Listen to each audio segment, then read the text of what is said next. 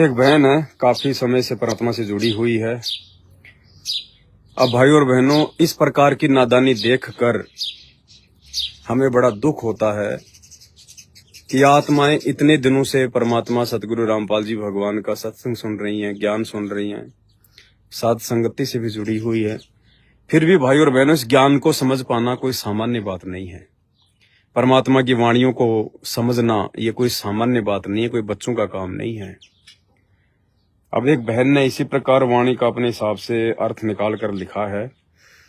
भगत जी, परिवार वाले वोट डालने को बोल रहे हैं, क्या हम कमजोर पार्टी को वोट दे सकते हैं?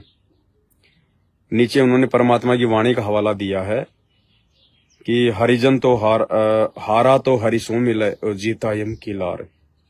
यानी परमात्मा की इस वाणी का उन्होंने अपने तरीके से एक गलत अर्थ निकाला है कि हरिजन की हारा तो हर्षों मिले, यानी जो हारने वाली पार्टी है, जो कमजोर पार्टी है, यदि हम उसको वोट देंगे तो परमात्मा हमसे जो है वो प्रसन्न होगा। नहीं, इस वाणी का ये मतलब नहीं है।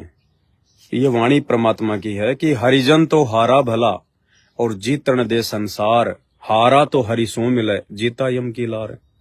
परमात्मा ने एक भगत के लिए कहा है, आदेश दिया है कि हरिजन तो हारा भला। हरिजन यानी जो भगवान की भक्ति करता है, जो भगत होगा।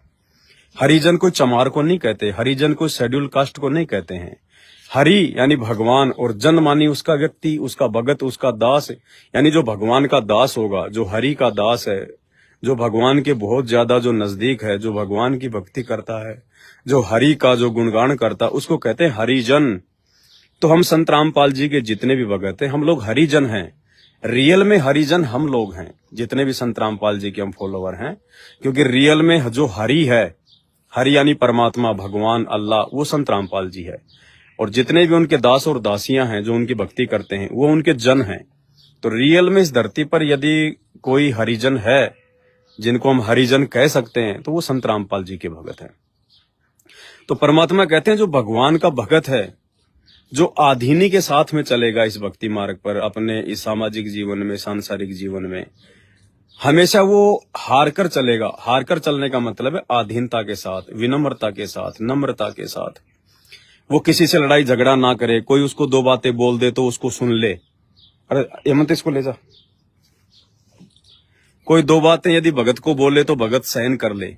भगत के साथ यदि फालतू में कोई मारपिटाई करे तो भगत उसको वापस मारपिटाई ना करे, सहन कर ले, उसको अपना बचाव करे। भगत को यदि कोई गालियां दे रहा है तो भगत गाली खा ले, गाली सहन कर ले।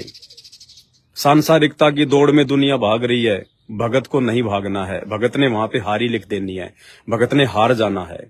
दुनिया पैसे कमाने के लिए दौड़ रही है, 2 के 4 बनाने में जोड़ रही है, सारा दिन भागा दौड़ कर रही है, तो भगत ने वहां पे अपनी हारी लिख देनी है कि नहीं भाई, हमें तो केवल इतनी सी माया चाहिए जितना हमारा 2 टाइम की रोजी रोटी का जुगाड़ हो जाए।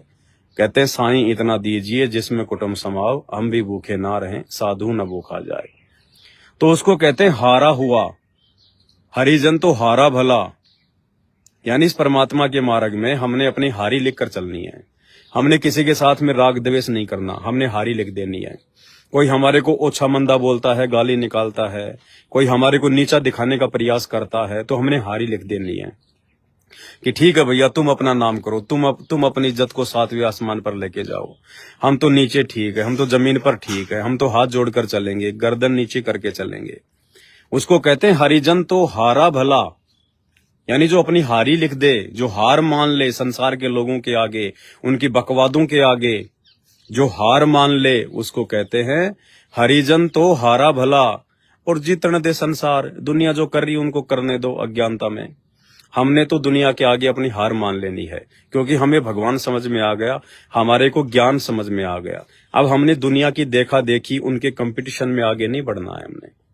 तो कहते हैं हरिजन तो हारा भला जीतन दे संसार, हारा तो हरिसों मिले और जीता यम की लार।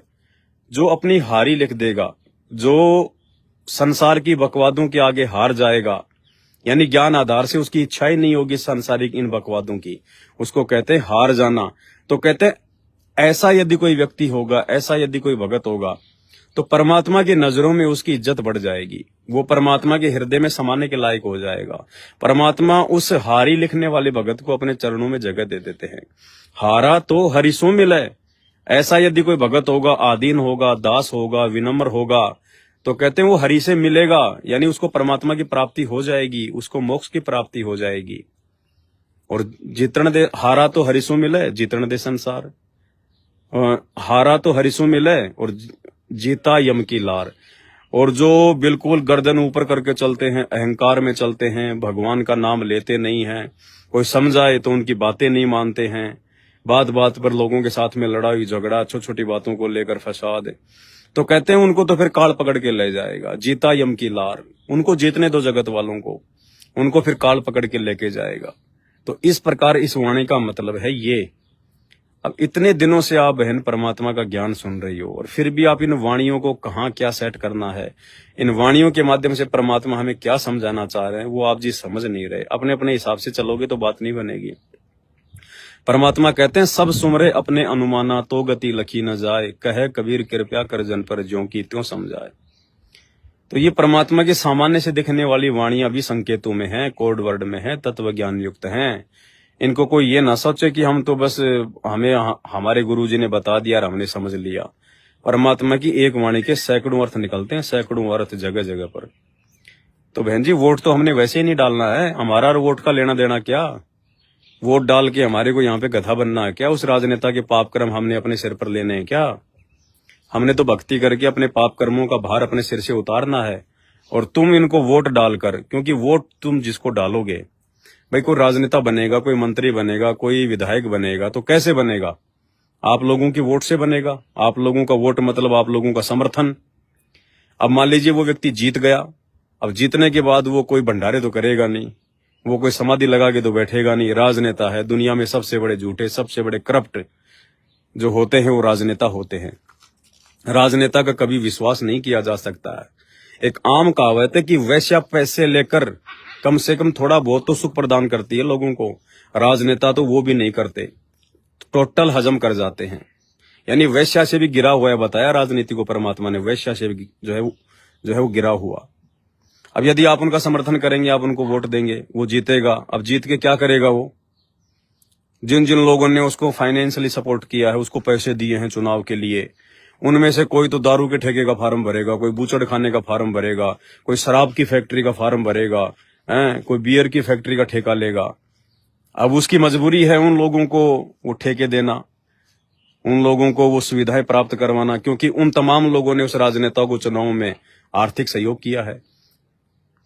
अब वो क्या करेंगे वो राजनेता, बताओ? अब वो जितने भी दारू के ठेके खोलेगा, बीड़ी सिगरेट की दुकानें खुलवाएगा, बियर की दुकानें खुलवाएगा, शराब की दुकानें खुलाएगा, जितने भी वो झूठ बोलेगा, जितने भी झूठे वादे करेगा वो लोगों के साथ में, जितने भी वो कुकर्म करेगा या जितने भी लोगों को कुकर्म करने के लिए वो छूट देगा, सहयोग देगा, और जितने भी कुकर्म होंगे उसके कार्यकाल में, और आपने उसको सपोर्ट किया है, आपने उसको वोट दिया है, आपके समर्थन से वो कुकर्म करने के लिए जीता है, तो उसके तमाम कुकर्मों में आपका सहयोग रहेगा 5 वर्ष तक, जब तक वो राज करेगा। एक सरपंच से लेकर एक राष्ट्रपति तक, यदि आप किसी को भी सपोर्ट करते हैं तो भगत होकर, भाई संसार वाले हैं वो जो मर्जी करें, उनको क्या करना है, किसको वोट देना है, कौन सी पार्टी को देना है, वो जाने, उनका काम जाने। हम भगत हैं परमात्मा के, हमने तो यहां से पीछा छुड़वाना है भक्ति करके। और ये राजनीति तो सबसे बड़ी गंदी चीज है, सबसे बड़ी गंदी चीज है, इससे बड़ी हराम कोई चीज नहीं है। ये लोग कितने नीचे गिर जाते अपनी कुर्सी के लिए, अपनी राज्य की प्राप्ति के लिए, अपने शासन को यथावत बनाए रखने के लिए, चुनावों में जीत प्राप्त करने के लिए। कितनों को ये लोग मरवा देते हैं, कितनों का ये लोग बुरा करवा देते हैं, कितनों की ये लोग आत्मा दुखाते हैं। इनको कोई फर्क नहीं पड़ता है, क्योंकि ये काल के सीधे एजेंट होते हैं ये राजनेता। और परमात्मा ने भी सत्संग में कह रखा कि ये भगवान की शरण में नहीं आएंगे, ये तो जब गधे बन लेंगे ना तब परमात्मा की शरण में आएंगे किसी और जन्म में। वर्तमान में ये सतगुरु रामपाल जी की शरण में नहीं आ सकते, भगत नहीं बन सकते। ये अगर नाम भी लेंगे तो खाली फॉर्मेलिटी करेंगे ये। तो भाई और बहनों, हमने परमात्मा की वाणियों को समझना है, मालिक के मिशन को समझना है। दुनिया ने नेता चुनना है, दुनिया चुन लेगी, हमें कोई लेना देना नहीं। कोई भी बने, हम तो अपनी मेहनत का खा रहे हैं, वो राजनेता थोड़ी दे रहा हमें। वो राजनेता तो खुद राजनेता बन के दुनिया लूटता है, देश को लूटता है, वो अपनी मौज मस्ती करता है, वो ऐसो आराम करता है। राजनेता हमें देता क्या है? वो तो लेता है जनता से, भिखारी है वो तो। जनता के वोटों की भीख मांग के राजा बनता है, फिर जनता के टैक्स का पैसा खाता है, फिर वो है, और फिर दुनिया भर का पाप अपने सिर पर लाद लेता है। और फिर परमात्मा ने यहाँ का विधान बताया कि राजा अगले जन्म में जो है वो गधी की योनि में जाता है। सीधा ये विधान है। एक हरि की भक्ति बिन राजा गधा होय, माटी लदे कुमार की घास न डाले कोई। तो ऐसे गधों को सपोर्ट करेंगे क्या हम भगत? तो ये तो कॉमन सेंस की बात है। परमात्मा हर चीज को खोल के थोड़ी बताएंगे। इन चीजों को समझने के लिए भगवान ने हमारे को ये सत्संग दिए हैं, तत्व ज्ञान दिया है, ऊपर से भगवान ने सत्संगति से जोड़ दिया। तो अब भी यदि हम नहीं समझेंगे, उस परमात्मा के मकसद को नहीं समझेंगे, फिर हम काहे के भगत हैं? क्यों भक्ति कर रहे हैं? फिर हम तो ड्रामेबाजी कर रहे हैं, खाली फॉर्मेलिटी कर रहे हैं। फिर हम तो, हमें को डर ही नहीं है कि ये मनुष्य जन्म छूट गया तो क्या होगा, फिर हमारे साथ में क्या बनेगी हमारे साथ में। परमात्मा कितने दुखी हो रहे हैं, कितने परेशान हो रहे हैं। जेल में बैठकर भी परमात्मा को सुख चैन नहीं है, वहां से भी उन्हें हमारी चिंता है। एक एक घंटे के, डेढ़ घंटे के सत्संग जेल से भेज रहे हैं भगवान। और हम अपनी भक्ति को लेकर जरा भी जो है वो चिंतित नहीं है। भाई ऐसी बात नहीं बनेगी, समय निकल जाएगा।